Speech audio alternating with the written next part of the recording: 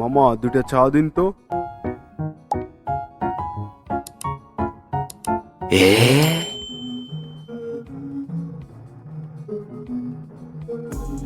কিরে বন্ধু, তুই এটা কি শেয়ার দিয়েছিস?